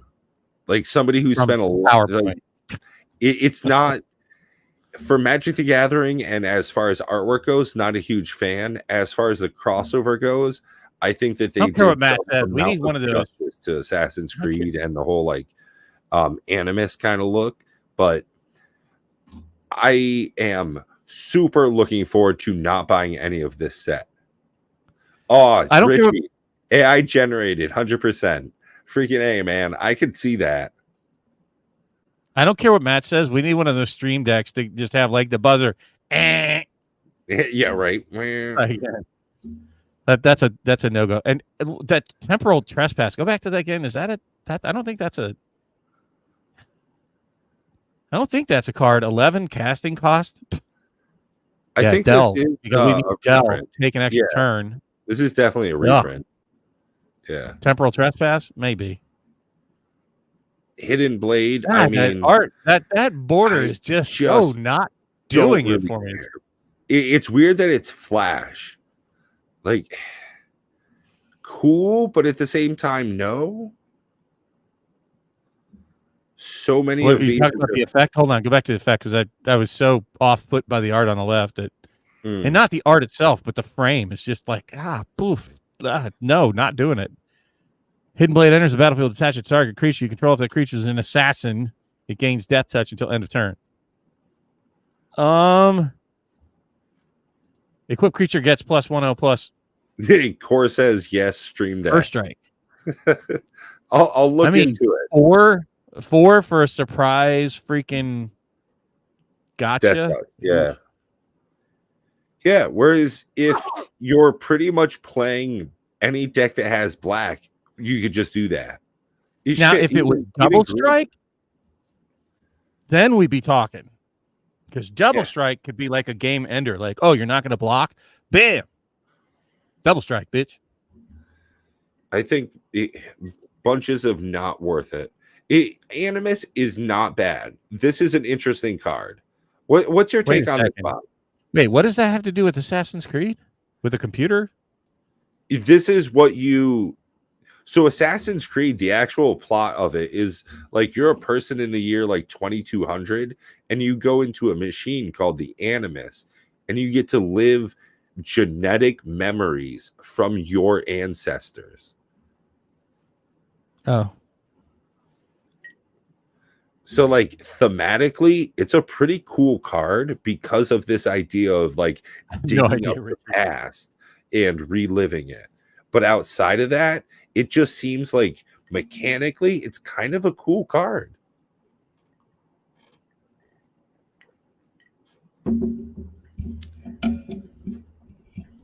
Yeah. That's very fiddly.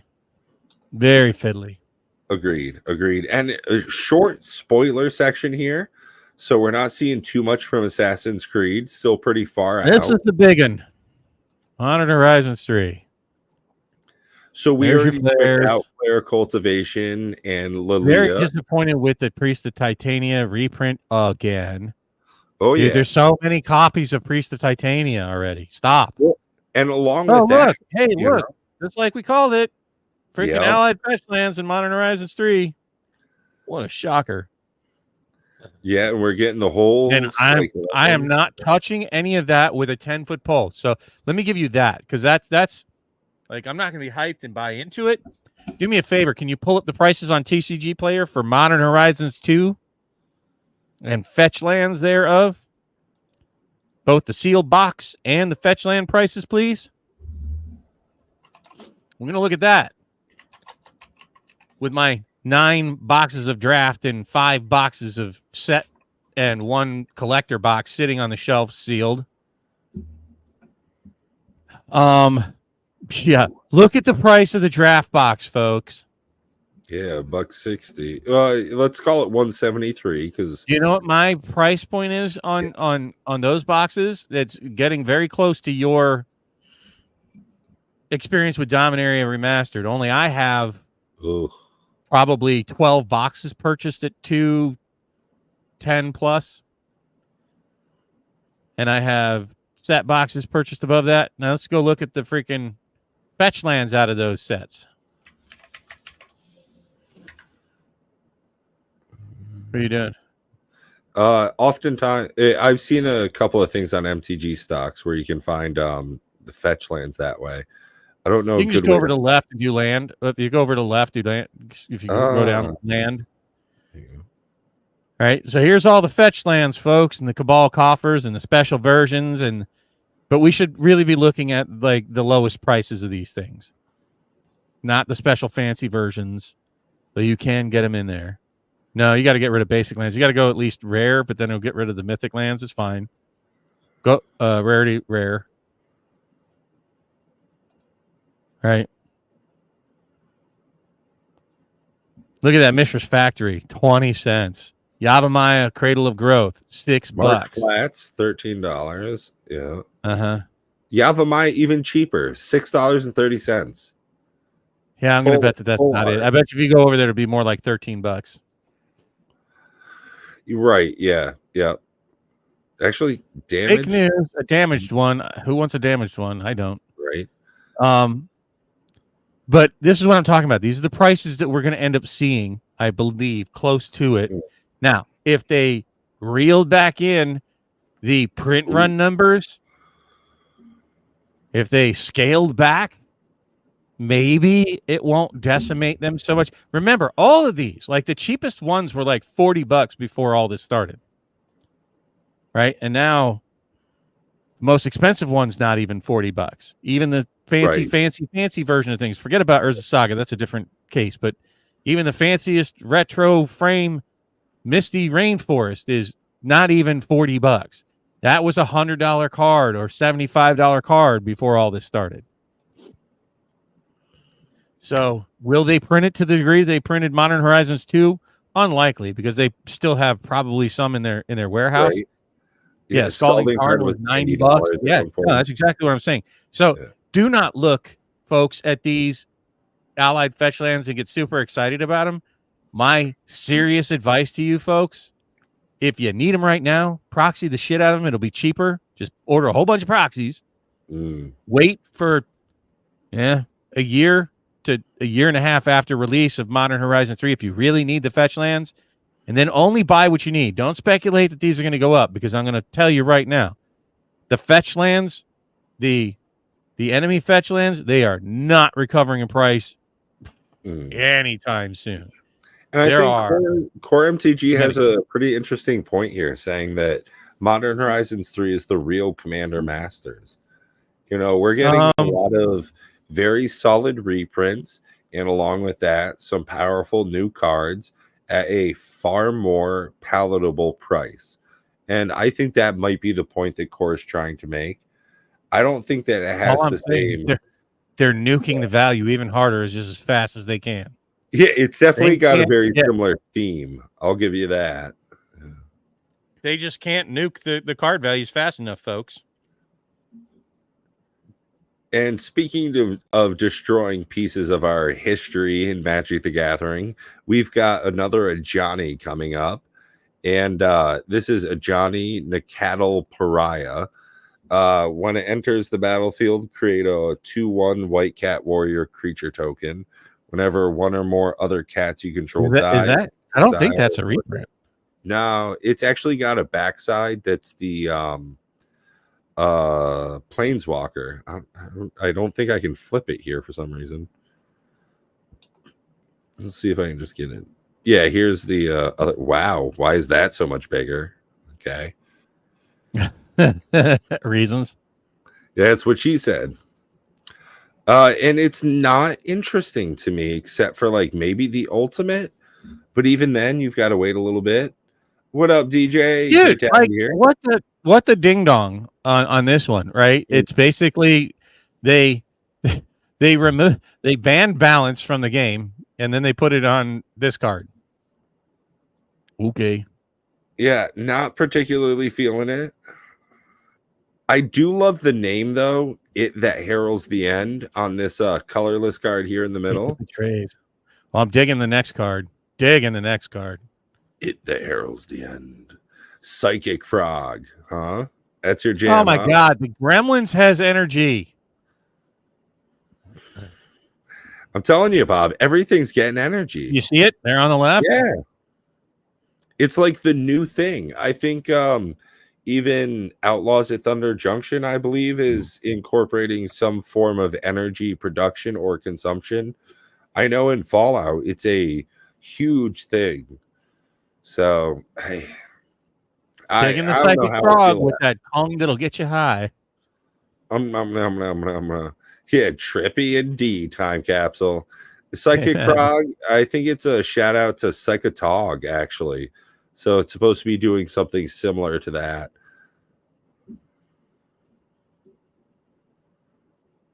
Actually, yeah, not an impressive card as it is, but it's Frog Tribal and it's got trippy art and it's a great name. So it's an A+ in my book. Right. It heralds the end. Colorless spells you cast with mana value 7 or greater cost 1 less to cast.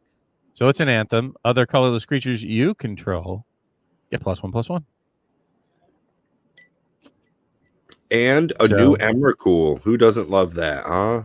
And they're doing as Superfast pointed out, they're going to be serialized cards. Yep. So there's really that. Yeah. Emrakul? Did we really need that Emrakul? Shit, no. I don't need any more 12/12 protection. We already went through the spoilers for Thunder Junction, didn't we?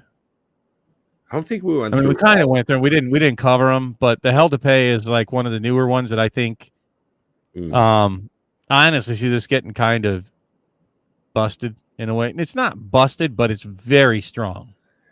Yeah, I don't think you deal X damage to target creature, create a number of tapped treasure tokens equal to the amount of excess damage dealt to that creature this way. So I think that's going to have some strong play in it. It's going to be surprise. It's going to be like play that with Jeska's Will, right? Right, when you just have it to burn. Yeah. Yeah, and you can also do it to your own creatures too, so that's something to think of. Yeah, right, exactly, Richie. More Thoughtseize, exactly what we needed. I would have liked it a whole lot better, to be honest with you. The Hell to Pay would have been much better if it had been Target. I gotta say, though, I fucking love this artwork. This looks great to me. Yeah, and honestly, even the border, the frame is appealing. Way better than that freaking Assassin's Creed one. Yeah. Assassin's Creed was terrible. The only condemnation I have of that border is it should have been like newsprint, right? To me, maybe it'll look more like newsprint in hand, but it should definitely have that sort of weathered, yellowish newsprint kind of color. And to me, it's a little bit too gray. That Nexus of Becoming has had me thinking all damn day of like just dumb Johnny combo ways to abuse it with like Helm of the Host and turning Helm of the Host into a creature and then copying that with like the Mirror Box and Mondrak and all kinds of silliness so that you go stupid wide, stupid fast. Oh, yeah. I mean, you just playing have with to the roaming drone and you know what I mean? If you can even mix in, like Adrix and Nev, as your commander and just like, let's go. I think one of the big things for me about this card is that if you play it your first main phase, you actually get the trigger on your first turn of having it in play. So that's a big thing for me. I hate how many fair or good cards, right, come in and you don't get the effect until next turn. Phyrexian Arena, Black Market Connection, shit like that, right? It's not until the next turn you actually get some payoff. So first turn you get this down, slam down that 6, boom. Okay, cool. You're drawing a card already. So it feels like you're getting 2, value right off. Then you get to exile a card, play a copy of it for free that's also a creature. You could cheat more than 4 value in. So you're getting the big payoff turn 1. So definitely see a lot of value in this card as well. And to creme de la creme, it's even got the little Star Trek symbol as the set token. That's a vault door, man. yeah, vault door, but it also kind of looks like the Enterprise. So here's like just a dumb combo. Just sitting here thinking about it with that card, right? So you drop that. You got Helm of the Host in play. You put down a coat of arms, or you exile the coat of arms out of your hand, right? So now your coat of arms is a 3/3 creature. You put the Helm of the Host on the coat of arms, which now starts copying coat of arms. Oh, yeah. It's just going to be... That's like, this is a fun card to me, folks. Do I think it's busted powerful? No. This is a card made for dumbasses like me that like just coming up with the dumbest shit, whether you win or not. Yeah. Just to see it go do a thing. That's part of the fun of playing Commander, though, sometimes, is like, I just want to see my deck do its thing. It's not about like turn 5 win after 15 minutes of figuring shit out. It's like Nexus becoming has to do its thing. Yeah. Nexus of Becoming has to be played with Anointed Procession and Mondrak, and it feels like you should shove in Adrix and Nev, and like it's Bant all over it. Adrix and Nev with doubling season, just like, so you put something in, and maybe just for fun, Scute Swarm, right? Just so you can have. Spear, says Richie Dubs. Yeah. It's just, there's fun all over it to me. Oh, yeah. Right. Yeah. And then we've got Oko the Ringleader, which does not scream fun for me if I see it on the other side of the table. So for 2, a green and a blue, you get a Planeswalker that comes in with 3 loyalty that says at the beginning of combat on your turn, this card becomes a copy of up to 1 other target creature you control until end of turn, except he has hexproof. They're using the word he. Thank you, Magic. Draw 2 cards for a +1 loyalty. If you committed a crime this turn, discard a card. Otherwise, discard 2 cards. And for those that are unaware, a crime in Magic the Gathering means targeting another player or permanent or library or graveyard another player controls. For -1 loyalty, you can create a 3/3 elk creature, or -5. Now, this is the tasty one to me. For each other non-land permanent you control, create a token that's a copy of that permanent. The fuck are you doing, Wizards? Like, so imagine the scenario that I was talking about before, right? Where you have that artifact, and now you've got 2 copies of, at least 2 copies. If you don't have Anointed Procession in play, now you have 4 copies of freaking of Coat of Arms as a 3/3 that's now giving +1/+1 to each one for each copy of that. And then you make every non-land permanent you control, you create a token of those tokens, which will now double all those tokens because you're doing it with this. Yeah. You're going to end up with like 100. You're going to have like, I don't know, probably like 16, 100 freaking Coat of Arms running around attacking people. Some jackass who's halfway through a Scute Swarm combo does this and then just melts my brain. Like, it's good. I would do it to you just to make you do the math, right? So it's good and everything. Yeah, this is a solid card. This is a card that's going to break Arena. Oh yeah, right. This will time games out. Yeah. Now, what are your thoughts on Tiny Bones? We're seeing another character from a Jumpstart set come back this way for 1 black. I'm okay with it. That one I actually think is a fine card. I don't really know that it is mythic worthy as a 1/1 no defense kind of thing. Like any kind of shock, any kind of earthquake, any kind of anything. Like it needed it at a minimum, it needs first strike and haste, right? Because otherwise I can't see this thing getting through. Who's going to let you hit them? Yeah, especially if you're taking something from their graveyard. I would not want to let this through, but at the same time, like it being a 1/1 with Death Touch is not near enough evasion in my group, at least, for this thing to ever get through. Not really. But that's what I'm saying. If you can't deal with a 1/1 no protection creature, because letting its ability trigger is just, that's a terrible idea. At least give it haste, right? So that you just did a board wipe and now your Tiny Bones comes out and boom, I get some value out of your graveyard, right? But No, so again, Mythic, it like if this was a rare, it would have been much more fine. If it was so many other things, it would be good or decent at least. But I actually honestly think that Frodo from the Lord of the Rings is a stronger card. I think that this card is not that great. So I can definitely It's give some fine. I mean, yeah, 1 mana for all that it does is solid. The problem is it's what I run into. Yeah. It's what I run into with Ragavan. The difference with Ragavan is a surprise card. You know, you can whatever that ability is, you can just kind of haste it into play, kind of thing, and you just sack it at the end of the turn. Is a surprise hit. This is going to be telegraphed, right?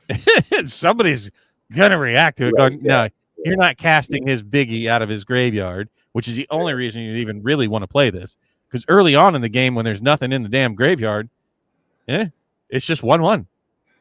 And it has to be a non-land permanent at that. So you can't even use it for some weird black ramp. So, comparing it to the 2 before it as a Mythic. Yeah, oh, Jesus. Yeah. This is a bad level. It's well, and then we got to our Sword of Wealth and Power, which we kind of discussed here a bit earlier. Almost disgusting card. Yeah. And we've got Fibble Thip Lost on the Range, which has for 1 and 2 blue, you get a 1/1 legendary homunculus, ward 2. Look at the which top does have protection. What's that? Ward is a form of protection, at least, though it's expensive. But I mean, blue always has kind of underpowered, overcosted shit. The top card of your library has plot. The plot is equal to its mana cost. You may plot non-land cards from the top of your library. So this is still an undescribed mechanic. So as of right now, we're kind of lost on the value of this, but seeing it at a rare, I'm not imagining that that's a very powerful ability. But at least it's a rare. It's a cute card. It's fun and harkens back to, there's a Fibblethip community out there, and I'll be honest with you, I'm down with it. I have a photo of it, me of it, me with the little statue at M30. Ooh, they lost the plot. Writer strike. There's like a Fibblethip, subculture, and so I'm absolutely pretty cool with it. Honestly, you play Fibblethip with that Sword of Wealth and Power on it, and now we're getting places. And then we've got Full Art Land Cycle to kind of finish. So don't give a shit. Yeah, no, they're done here. Fallout, and then all this other stuff we've kind of already seen. We've already covered. So that's probably going to do it for us tonight, folks. We just wanted to cover. It kind of went down rabbit holes we weren't expecting. Yeah, right. Tonight. So I'll wrap up with the promise that I told anybody who's still been here to stick around with us since the beginning of the show. I already spoiled that. Yes, it was indeed my $1,000 purchase this week was indeed Disney Lorcana Into the Inklands. 2 cases of that. So I'm basically done buying Into the Inklands, except for I need the decks, and I don't think I'm going to get the. It's just too costly. The treasure trove on that one. So as you know, as you know, you get to look through cards with me. This is a pack of the Commander Raids minion tokens, and if you play with us and you want one of these, send me your email address, or send me your mailing address, not your email address. You can do it at gamingbob21@yahoo.com. Additionally, I went out and purchased a whole stack, about 150 of them, of more invisible cards of Círdan, the shipwright that I spoiled, and you can't see him because of green screen technology. Look at that. He even looked right through my head. Woo! Like an X-ray. It's like he doesn't exist for a moment. What I'm willing to do, not only give you magic cards, I won't ruin them if you don't want me to. I will sign them, though, which I don't generally like doing either. But I do want to get magic. I want to get Commander Raids out there. And so if you play some Commander Raids with us, because you got to prove that you're playing it, You try the game out. I will send you out both a minion token and a Sirdan the Shipwright, which I think is an excellent deck to give you ideas to get started playing Commander Raids. A great elf deck to build around. So it's just, I think it just struck me on all kinds of levels. It's Lord of the Rings. Not big into giveaways. And by the way, the financial value is roughly less than 10 cents for both of those cards. So I don't mind doing giveaways at that value. It was cheap enough. It'll cost me way more to ship them to you than to actually buy the cards. Yeah. I will send them out either signed or unsigned if you play some Commander Raids with us. So just remind me when and if we play. And yes, free 20 cents, Richie. You get it. Nothing but the finest here at Cardboard Conversations. But like I said, it should be fun. It gives you some functional pieces for Commander Raids. So, but I do want to make sure that people are in there, and we'll spend our time with you, teaching you how to play. If you haven't, it's even decent enough that you can bring your wife's, and if you bring your children's, well, we'll just try to. You want the signature edition? I already owe you some, Richie, because you've already played with us. So, those who have played, just remind me that you deserve a copy, and give me your mailing address so I can get the cards out to you, and I will certainly. I don't know if you want me to sign the freaking.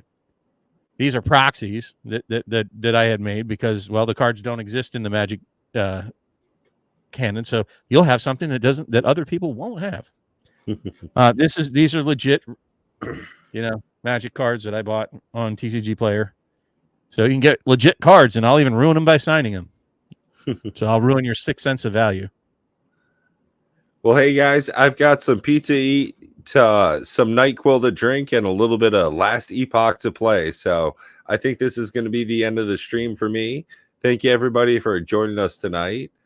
And look forward to next week. Until then, stay frosty and keep collecting. Take care, everybody. Peace.